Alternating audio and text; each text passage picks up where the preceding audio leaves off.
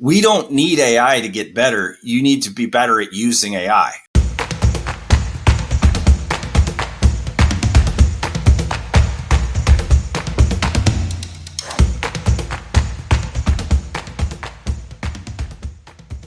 Well, hello, and welcome to another edition of the Ecommerce Evolution Podcast. I'm your host, Brett Curry, CEO of OMG Commerce. And today we're talking about AI and marketing. What are mistakes and misconceptions that people make and have about AI? How can you turn AI into a powerhouse marketing tool or marketing assistant or marketing team member for you? And my guest is a longtime friend, multiple time returning guest to the pod, although it's been a while. It's been too long, I'm sure. It's been a long time. It's been a long time, dude. Yeah. But Mr. Russ Henneberry of The Click, join theclick.ai. We're both Missouri boys. He's in St. Louis. I'm in Springfield, so representing Missouri. But Russ, what's up, man? How you doing? And welcome to the show. I'm so excited to be here. Yeah. And I haven't seen you in person in even longer. I think it's been I saw you in Austin, wasn't it? Like we were both doing. Why were we there? We were sitting with Molly, and Sam, and I don't know. Why were we in Austin? You were at an ecom event. I was at Kajabi's event. I think. Got it. But Molly Pittman was there, wasn't she? Molly Pittman was there.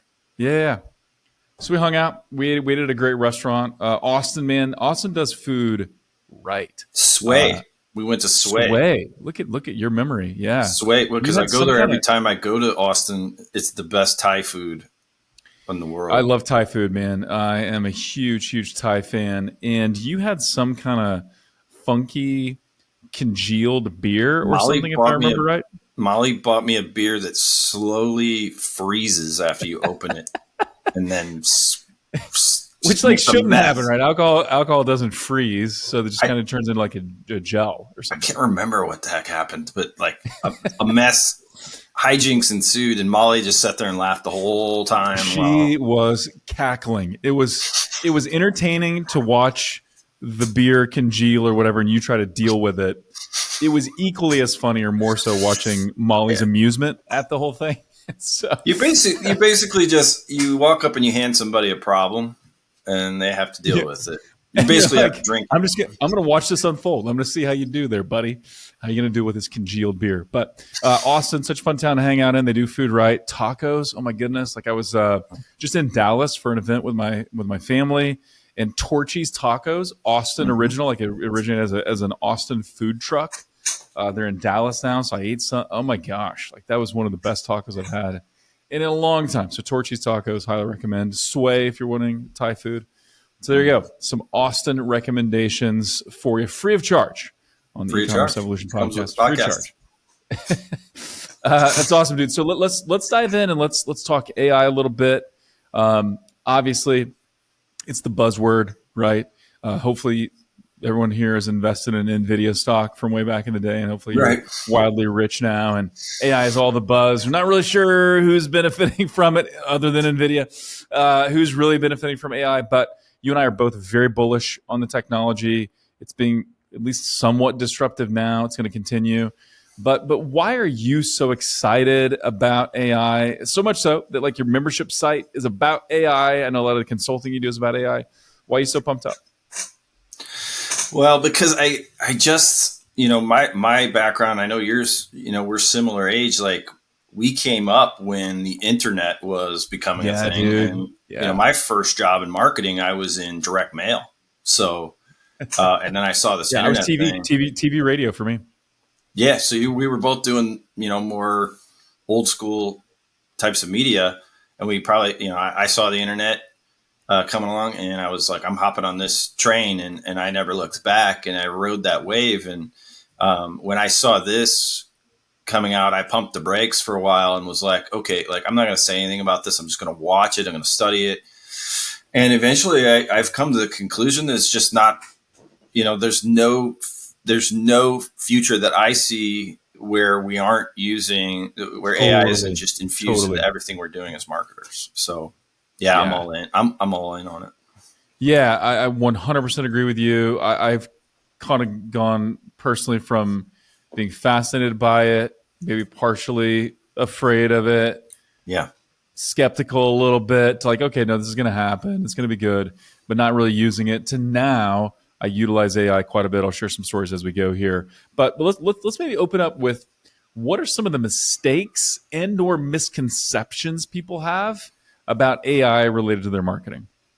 I think people are frustrated with AI. You mentioned earlier that where are we seeing the ROI in marketing? Like there's a lot of Right. there's a lot of investors asking if there's a bubble here because there's so much money flying into AI. Billions and billions and billions of dollars being invested in AI right Yeah, now. and where are the sales? So what I think we're seeing right now is that intelligence has become a commodity like electricity or internet access, right? So at $20 a month, I can have access to the leading frontier model, the most intelligent model, right? And that's not going to change. Like we're going to see ChatGPT 5 come out, ChatGPT 6, Claude 5, whatever, right? That comes out.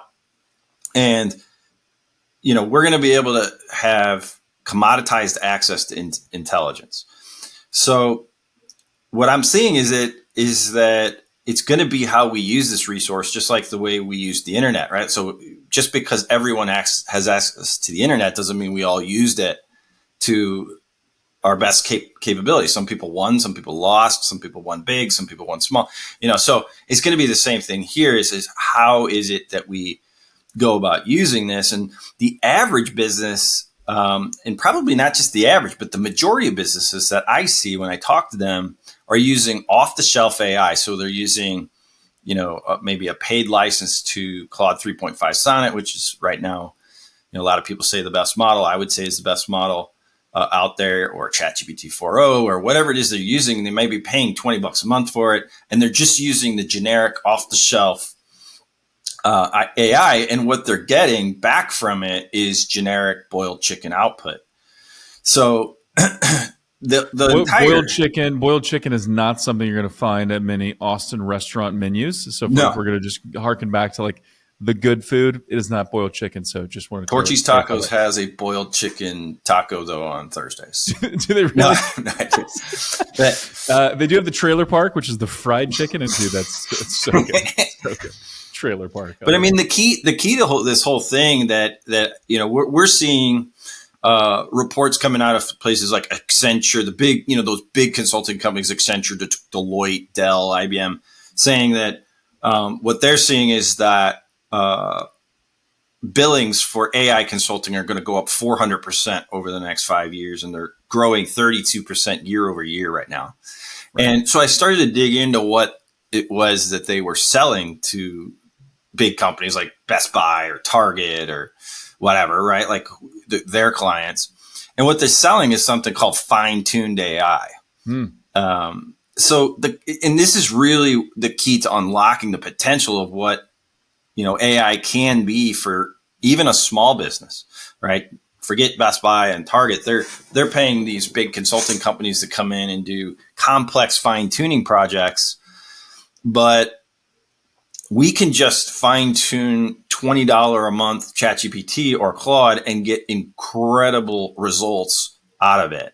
So this is kind of the key, is to fine tune. And what fine tuning basically means is that we are going to take an existing LLM model like Claude or ChatGPT and adapt it to the use case that we want to use it for, right? So to keep on our food analogy, if we plugged all of my recipes from my family or something into Claude 3.5 Sonnet's brain, I can then start to have conversations with that version of Claude about my marinara sauce or about my Texas beans recipe, which, if you're real nice to me, I will send you. It's no way. The family, the Henneberry family Texas beans recipe. This is the Russell Texas bean recipe. I found it from being down in Austin and going to all those barbecue joints, and I was like, I got to figure out how to make these beans. And so, but I can have the marinara. Not to get too focused on food here, but the marinara, like, you're in St. Louis, so a lot of people don't know St. Louis, home of amazing Italian food. It's on the hill, man. It's on the hill. My marinara, I'll put it up against anybody. No way. But okay. I did demonstrate this. I went to Claude and I said, I put all my recipes in there and I said, how could I, I just asked simply, how could I improve my marinara sauce recipe? And it says to me, you're not simmering long enough, because it went and looked at my recipe. It's like, you're not simmering long enough, and you're using dried herbs. Try using actual fresh oregano, fresh basil in your sauce. So it went and consulted my recipe, right? And so, did you try any of those recommendations? not yet. Okay. I'm going to make the Texas beans though this weekend. And okay. Well, let's see if it's we're going to go back Russ original or Russ plus Claude. What does better? I'm going to ask it about how to improve my Texas beans recipe. But the thing is, like, when you go and you customize an AI, and you can do this so easily, like, this is not a technical problem at all. Like, Claude has a feature called projects, where you can start a new project and upload information into its knowledge base, and it will consult that knowledge before it's, first, right? And then it will consult that knowledge plus use the LLM. Plus use the AI, now right? You've got specific insights. That's exactly right. And this is the thing that people are really missing the boat on. And I think a year from now, everyone's going to know this intuitively, because there won't be another AI model that rolls out that doesn't allow us to customize it easier and easier. So they are going to make the user interface and the ability to customize AI and fine tune AI to our circumstances easier and easier as it goes along. I'm sure the next iteration of ChatGPT will make it even easier. Right now, what you have to do is go build a custom GPT, which is actually quite easy to do as well. It's a little bit clunky, and I think by the time we get a year from now or whatever, we'll think that the interface with both Claude and ChatGPT was very clunky. But like right now, you can already go in and start to fine tune AI for your use case, which is you're a marketer, right? So we are going to fine tune with the typical marketing stuff, like customer personas, offers that are very well written out and detailed. So that, because if you think about it, an off-the-shelf AI, it's ingested the entire internet. And so it's incredibly knowledgeable, right? But it's also knows absolutely jack squat about your business or any business that you're marketing. Yep. So I've created this process. I call it the AI marketing hub. And all it is if I build one in ChatGPT, it's a custom GPT with custom knowledge about the client's business that I'm working on.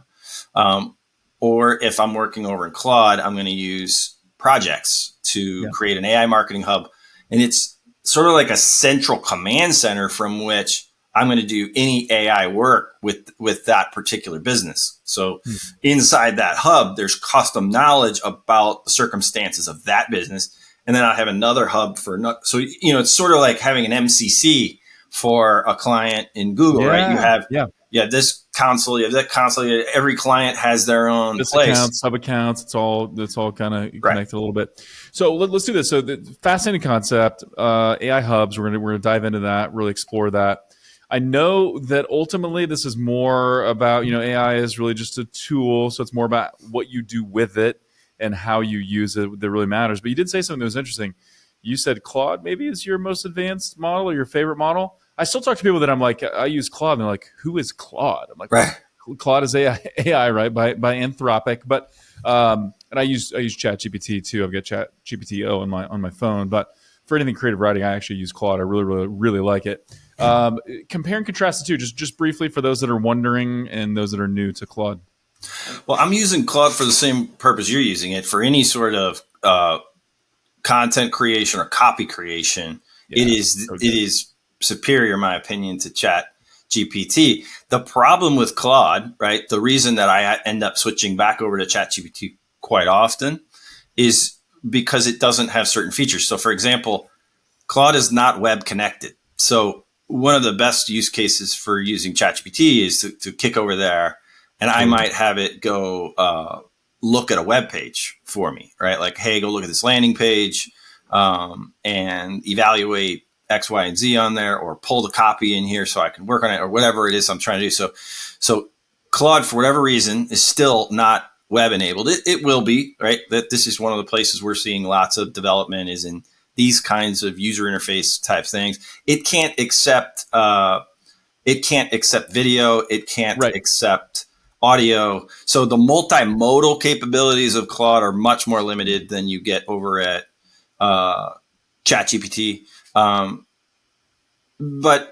overall, like if I'm working with text, I am going to use Claude. And then the other big thing over at Claude is this concept of projects, which we talked about and is so critical to building an AI marketing hub like we're talking about, and sort of fine tuning a knowledge base. But the other thing that they've released that is very cool is called artifacts, which is essentially where you're able to talk to the AI on the left side of the screen, and on the right side, it's building something, an artifact is what they call it. So it could be a document, it could be an application, Interesting. it could be a set of graphs or a dashboard or something. So, you start to see where AI is going to go is, do you remember, Brett, like you remember when the first CMSs started to come out, like Joomla and Drupal and WordPress Yeah. Content early in the management systems. day? Absolutely. Yeah. When before that we were using Dreamweaver or writing custom websites and stuff like that. And once those CMSs came out, we saw such an explosion in content being produced on the internet because it was like, we have these, what you see is what you get editors. The WYSIWYG was such a huge thing because it was like, it took coding out of the game, at least for producing, just being able to publish to the internet.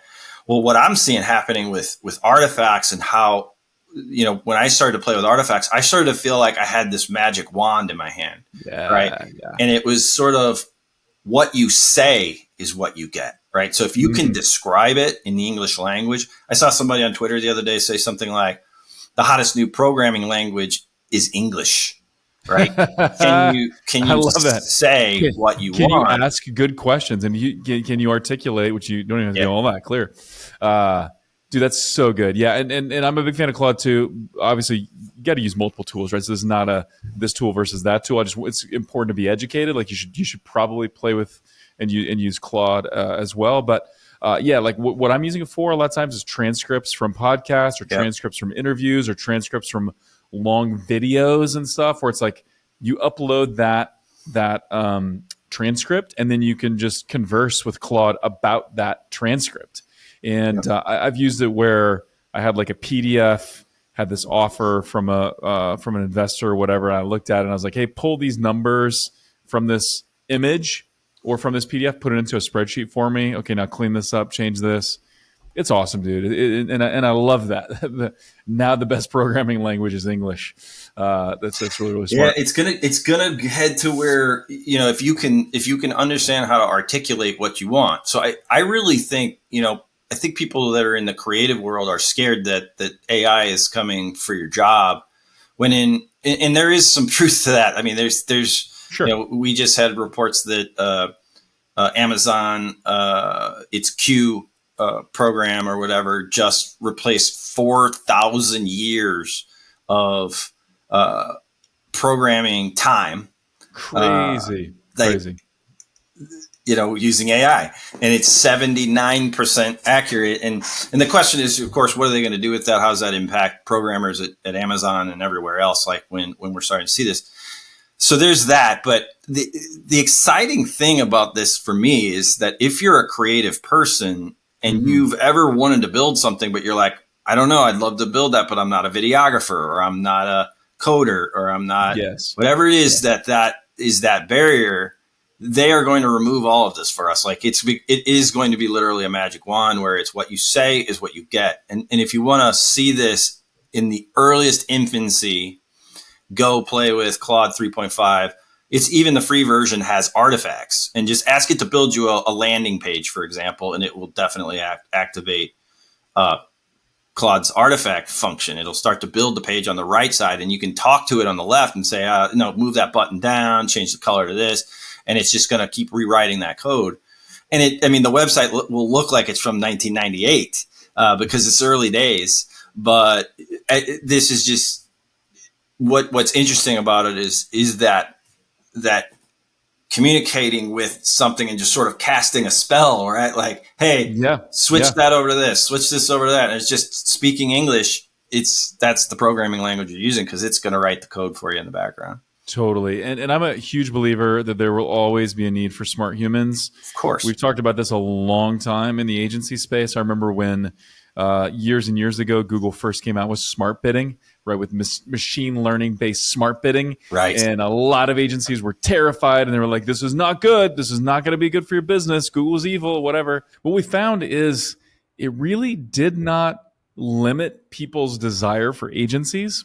It kind of just allowed us to do more. Now we can focus on more things rather than just bidding. And so the way I've heard it described, which I really believe is true, you're not competing against AI per se. You're competing against people who are using AI. And so it's always going to be a partnership. Smart humans plus AI is likely going to be the future. And so is then the solution, Russ, like just better prompt engineering? Is that it? Like, do we just need to get better at asking questions? We need to get better, being more clear, more succinct, more whatever? Or is there something more? Well, so like, when AI came out, I told you I pumped the brakes and started watching, and I saw courses coming out already, some of the big names or whatever that are always selling courses. Exactly. Like 4 days after ChatGPT's out, like there's a course on it. But like, I was basically like, we need to study this. We need to watch this. And one of the things that I saw coming out a lot was here's 100 prompts, as lead magnet kind of thing. And, here's some different things around prompts. And there's no question about it. Like better prompting gets you better output. But it still doesn't solve the problem that AI, if it's not fine tuned, in other words, if it doesn't have any information about your business in its knowledge base, it's always going to give you, generic information. I mean, consider that if you hired a consultant for your company, a human consultant, and that person came in, they were very capable and very knowledgeable and very smart, but you blindfolded them, didn't tell them anything about what they were selling, who you were selling it to, or anything about the business it was trying to market. And then you ask it questions like we ask AI sometimes, like, hey, help me build a webinar series, or what new products should I roll out for Black Friday? Stuff like that.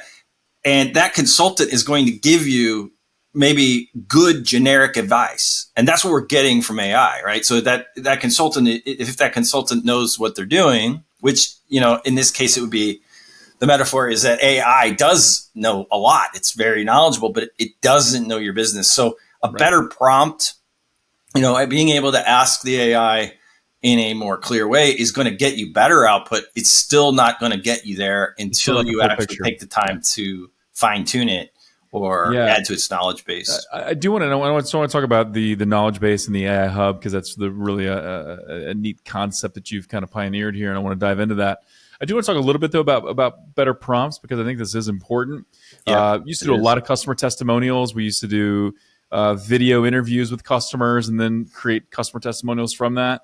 And I promise you, like the person behind the camera, which for a long time it was me, the person asking the question, the quality of those questions, the sequence of those questions, in this case, it was humans, like the enthusiasm, it's an art. Like you would get lame answers, boring answers, timid answers, afraid answers, or you could get dynamite stuff, and it was based on how you asked the question. And I think the same is true, like if you're doing surveys and stuff like that, like the way you ask the question, you want better answers, ask better questions.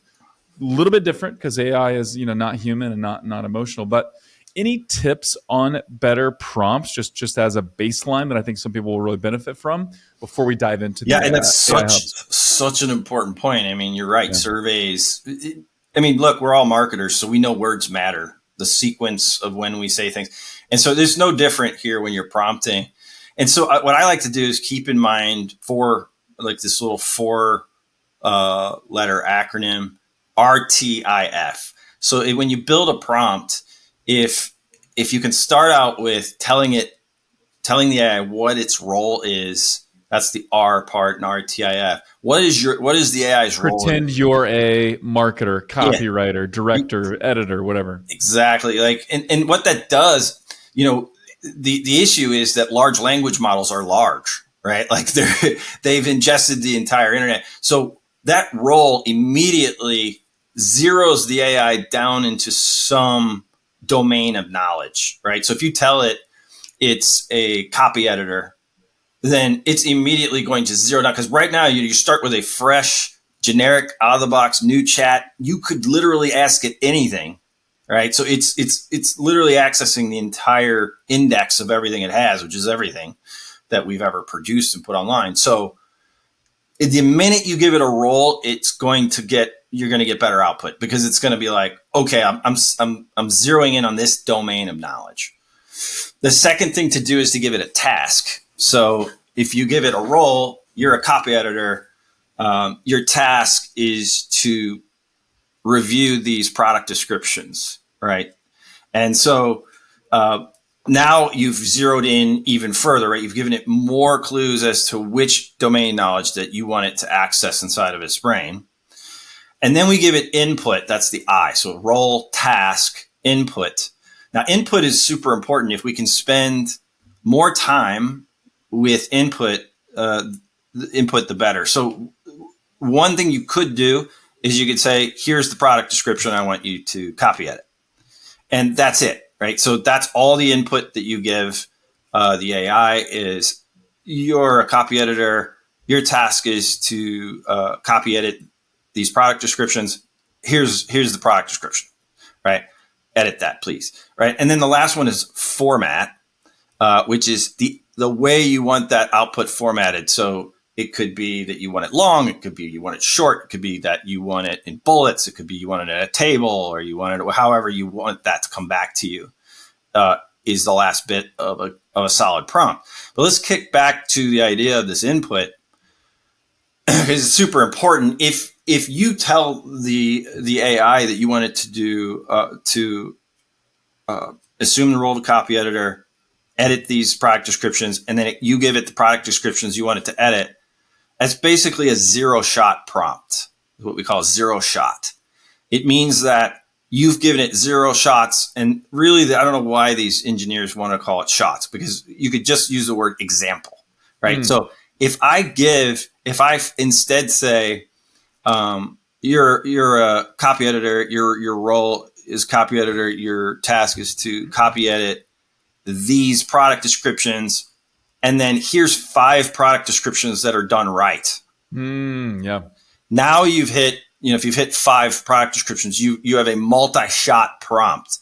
So you're going to get way better results, because you're basically saying, like, use these as a model. Yep. All right. Yep. And so that is a major part of preparing a good prompt. Is whatever it is you're asking it to do, can you give it anything more and show it something that is the proper output? Yeah. Yeah. It's really great. Really, really great. Okay. So let's then talk about AI hubs, AI marketing hubs. How are you building these? What do these look like? Walk us through that. Well, so if we start with this idea, we can go back to what I just said, which is when you give it something to go off of, right? When the AI is fed something into its knowledge base, right? So it's like, let me give you some more context here, so that you're not just, again, pulling from this enormous index of information that you have. And instead, I'm giving you examples, I'm giving you other things. So yesterday I was at a conference. Actually, I spoke at a conference, and somebody from Google was speaking there, and I went to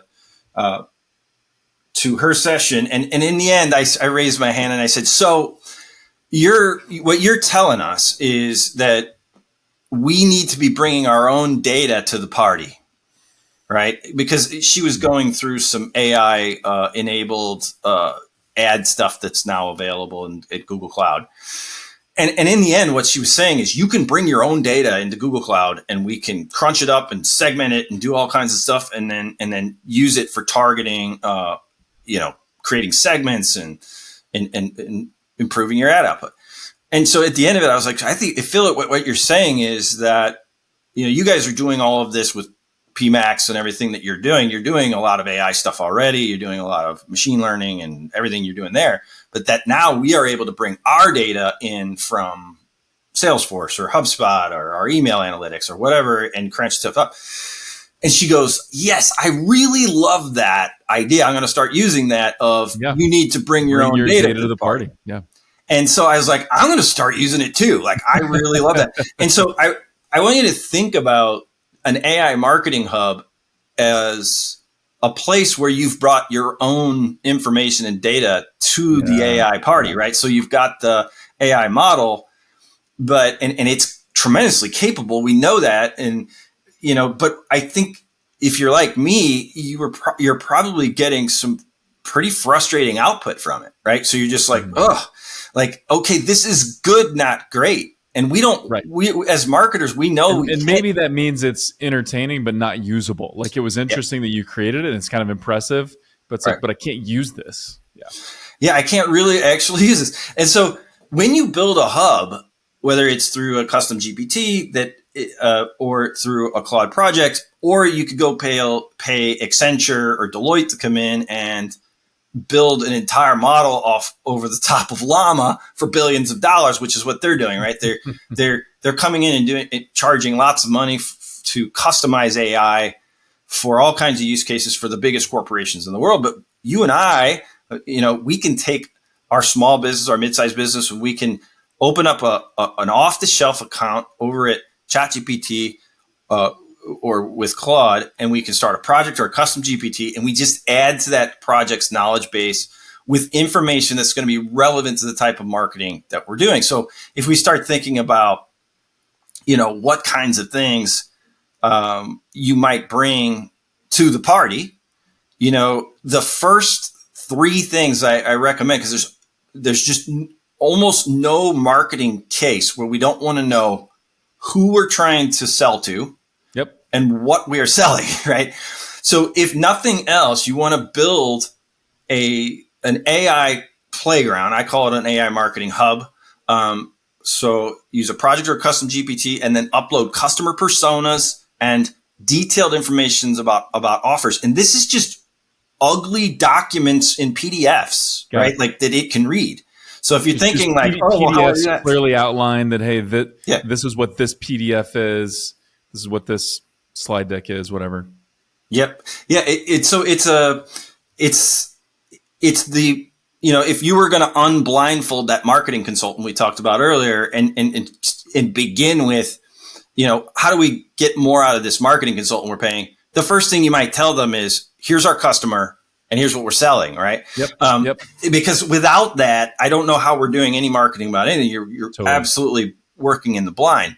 You will be shocked by how much better your AI performs with just these two data points, right? If you have a good, well-constructed persona, and make sure that that you've elaborated on the most important part of a persona, in my opinion, which is the pain, the challenges because if you were just going to give me one piece of information about somebody that I needed to sell something to, it would be, what's the problem, right? So make sure that part of that persona is very well fleshed out.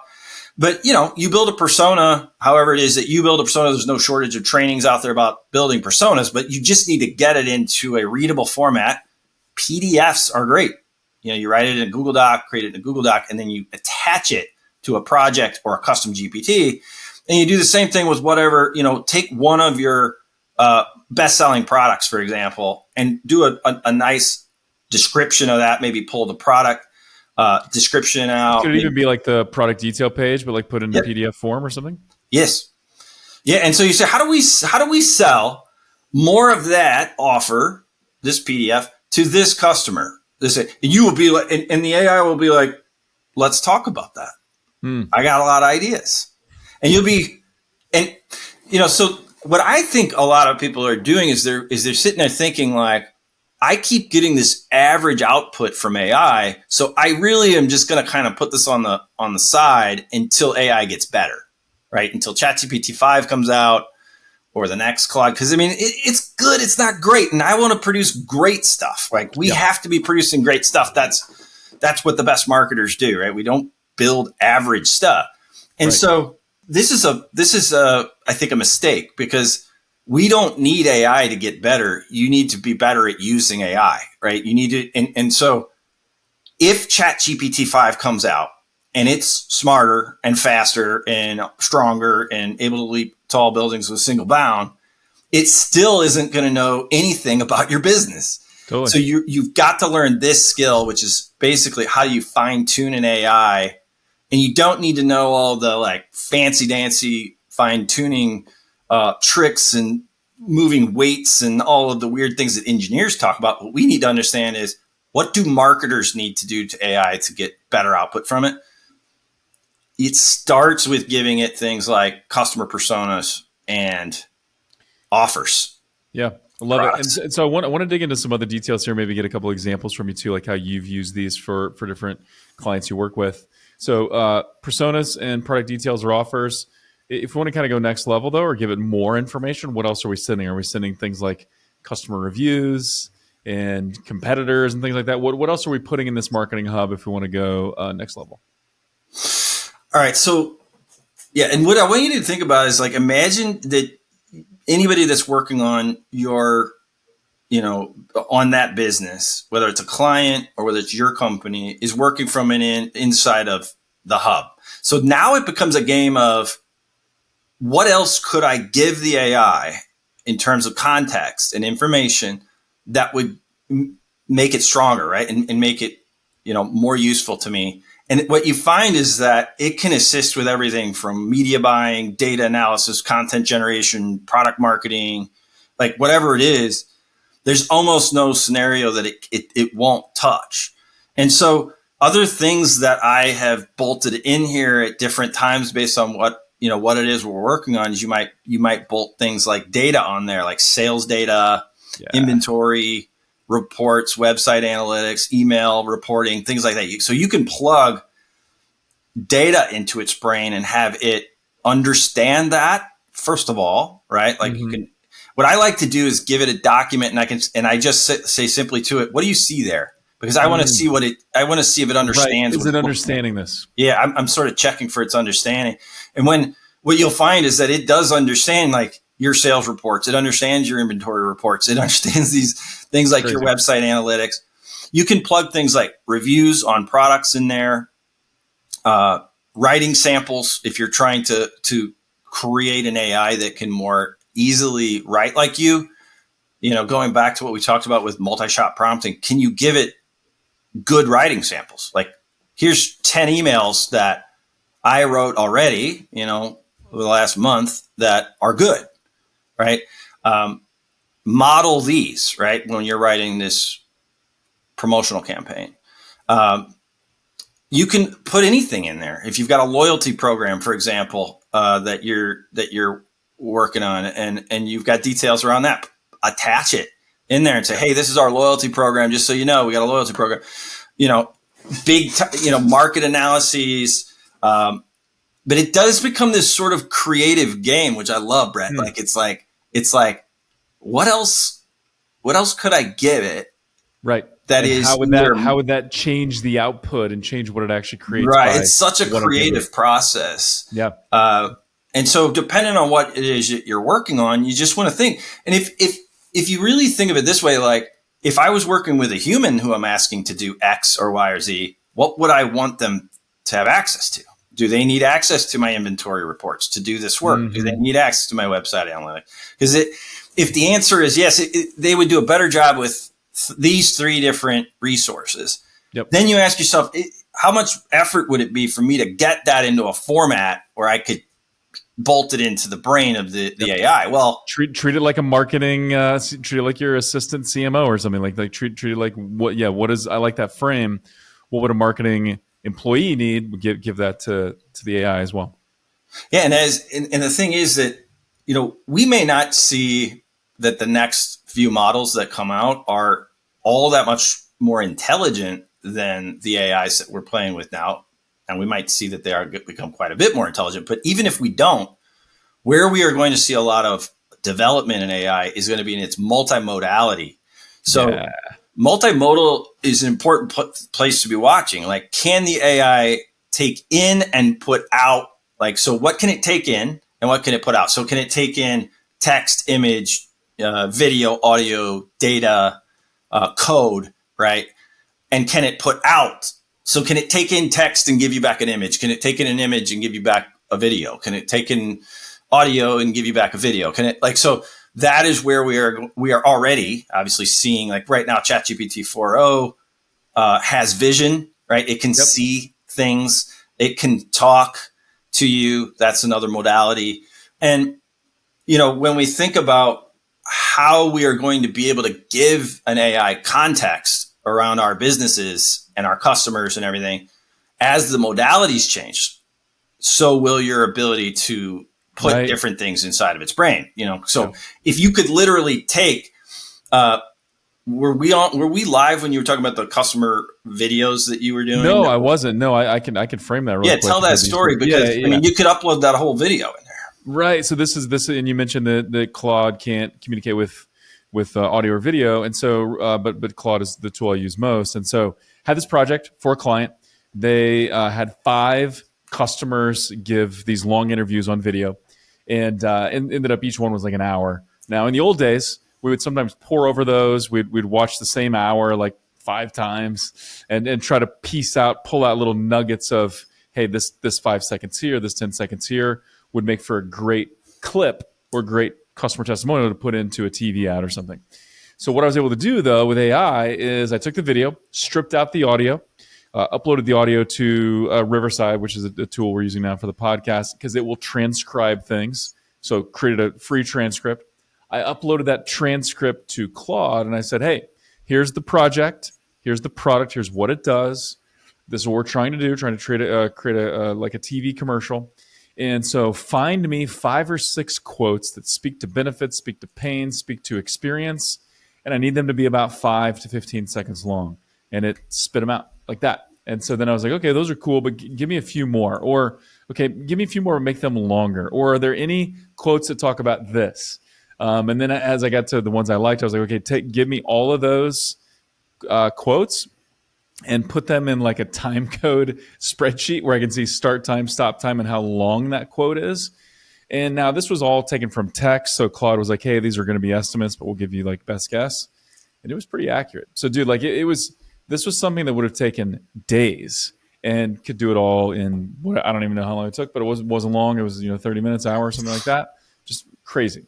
But so here's what's even crazier though, is that you had to strip out all the audio. I had to do some work. You had to do some work to get it into a format that this tool could accept, and that's all going to go away, right? Like eventually Claude and every other model, it will accept all modalities and it will be able to output all modalities. So, in that case, you would have just uploaded the video, right? And then it probably would have spit out the video for me. And then I could have said, well, give me the video in this format. That's exactly right. So I think the big thing to think about here is that this whole idea of what data are you bringing to the party? Because if you're just using generic off-the-shelf AI and you're asking it questions like, hey, can you make me some interesting things to post on LinkedIn about some topic? It's like, sure. Like, one of the frustrating things actually for me about AI is that it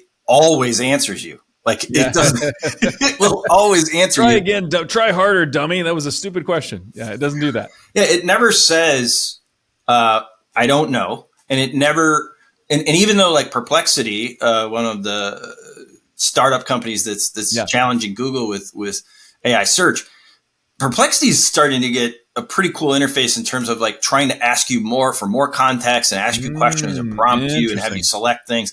And that's what we'll see from all companies. Like they are going to try to make it so it's not, you don't have to be a prompt master. You don't have to really understand how the model works. But for now, if you ask it a question like, hey, can you create me a LinkedIn editorial calendar? And it has no context about your business. It doesn't know who you're trying to talk to. It doesn't understand your offer. It doesn't understand anything. It will answer you. Yep. And then at the end, you'll go, I guess I'll use this. And you're going to have a pretty boiled chicken bunch of stuff. Totally. Or you're going to be like, that was a big waste of my time. I'm going to have to go do this myself anyway. So, but then you go and you plug in all this stuff. You create a hub. And the hub, the other cool thing about this hub concept is that it eliminates what I call a cold start problem. Yeah. So the cold start is, okay, every time I go to use AI, I have to re-prompt, give it all this information and have it understand this. Well, these projects and these custom GPTs have memory of their own, right? And it's contained within that area. So, it remembers things and it obviously is able to access things in its knowledge base, but it's also remembering things that are happening in those conversations so that you don't have this cold start problem. You just jump back into your hub and you start so back valuable. up talking about the LinkedIn, editorial or your next email promotion or whatever it is you're doing, with just that. like you would converse with your CMO or marketing associate or whatever. Like, they've got context now. You've been working on stuff together now. Now you can just ask a question rather than, okay, every time I got to give all this background. It already has it. So Yeah. that's really cool.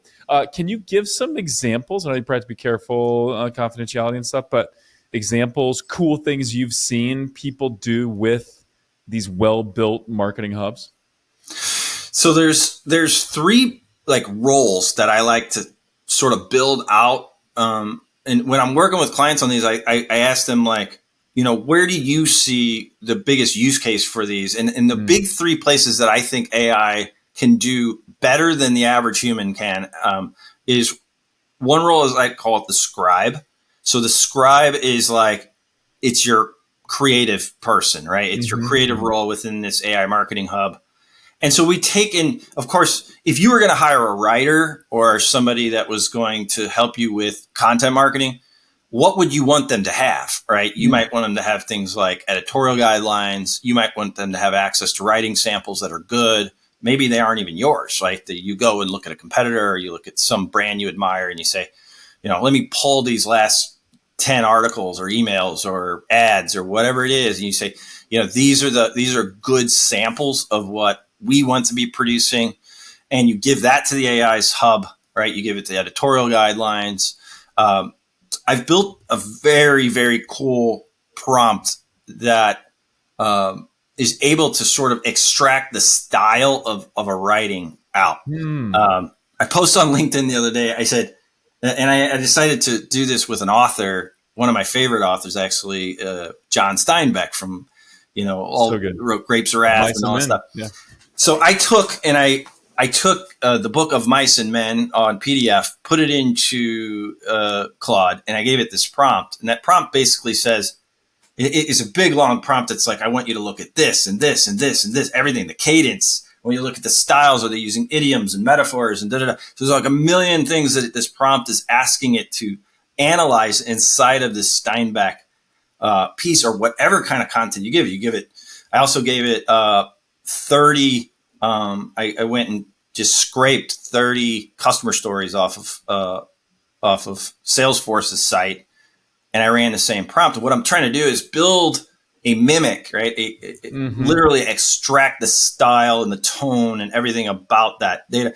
And I went and I grabbed a paragraph from a real Steinbeck paragraph from one of his short stories. And then I actually had it write a short story, Claude, using this prompt that I've used to extract. And it read of Mice and Men because you gave it. It read of Mice and Men. And it's also probably got a decent idea who Steinbeck is anyway. Yeah.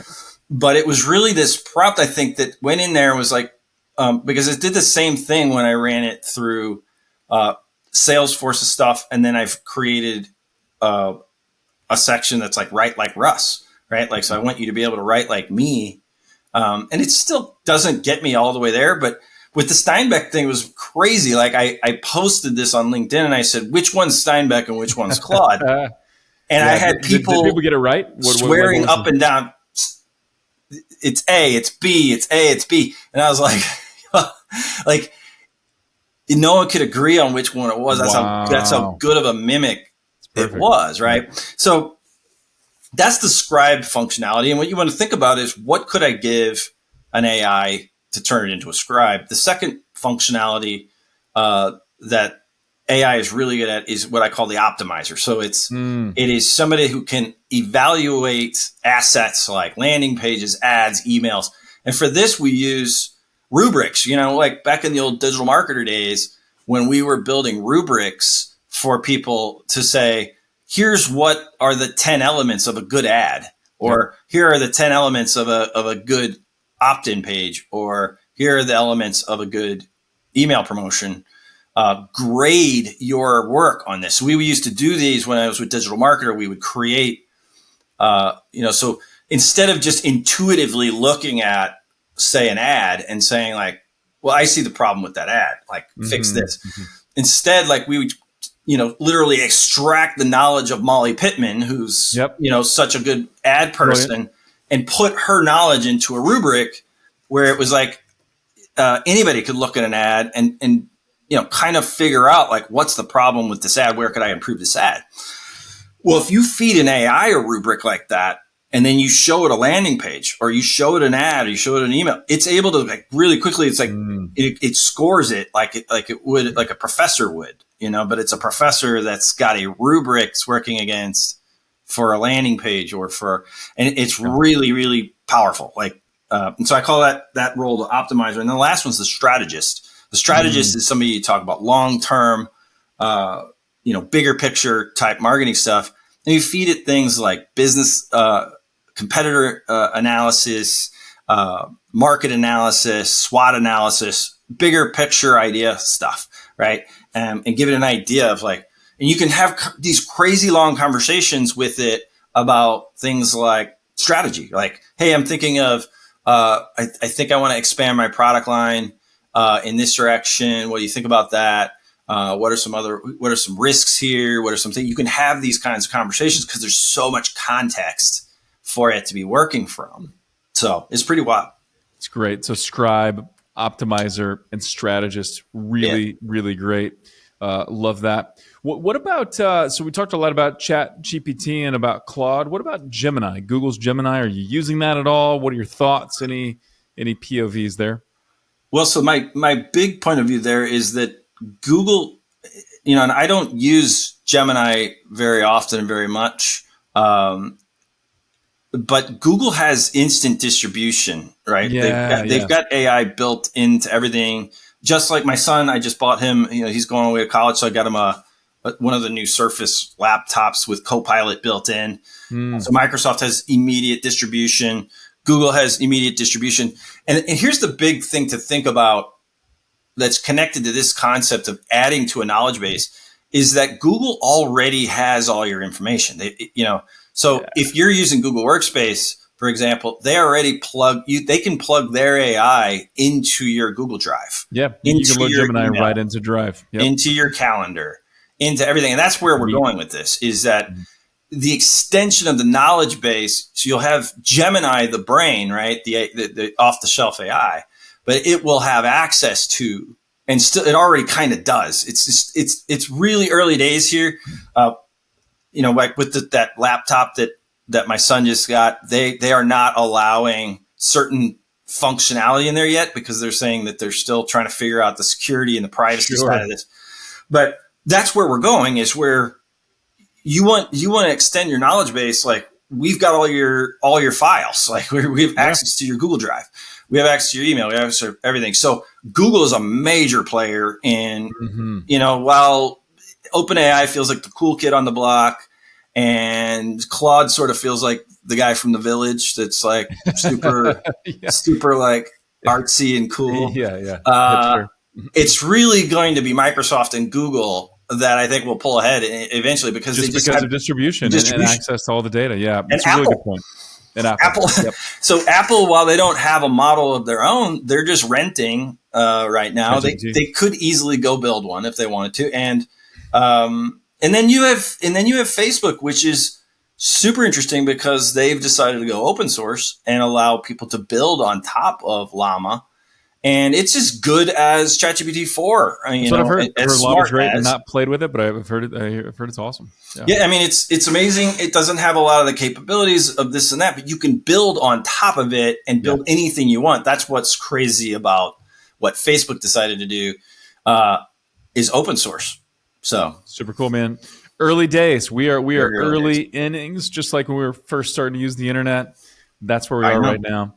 So, Russ, as people listen to this and they're like, all right, I got to tap more into Russell's brain and I need to look at some of these resources. Where can people connect with you? I think you've got a mini course that people can kind of take. Where should we go from here? Well, if you want to get your feet wet with AI, you go to jointheclick.ai/jumpstart. That's a 60-minute course where we've got 8 videos and 6 exercises. And by the end of it, you'll be like, I feel pretty good about this. So you can go to jointheclick.ai/jumpstart and take that little mini course. And it moves fast. And you'll just open up a free version of ChatGPT and do the exercises, and you'll feel like, okay, I'm ready, right? Like I feel like I understand this now. But I love LinkedIn. I talked to you on LinkedIn when I hit you up. So if you see me over on LinkedIn, I love connecting with people over there. So it's just Russ Henneberry over on LinkedIn. But yeah, check me out at jointheclick.ai. And I'd love to It's awesome, man. Geek out on this stuff. Let's geek out a little bit. Jointheclick.ai. I'm fired up I just want to take my game to the next level with AI. And so Russ is going to be my guide. So check out his resources. Check him out on LinkedIn. I'll, of course, link to everything in the show notes, but you can find it as well just by looking. And so Russ Henneberry, ladies and gentlemen. Russ, thanks so much, man. Ton of fun. It's a lot of fun. Thanks, Brett.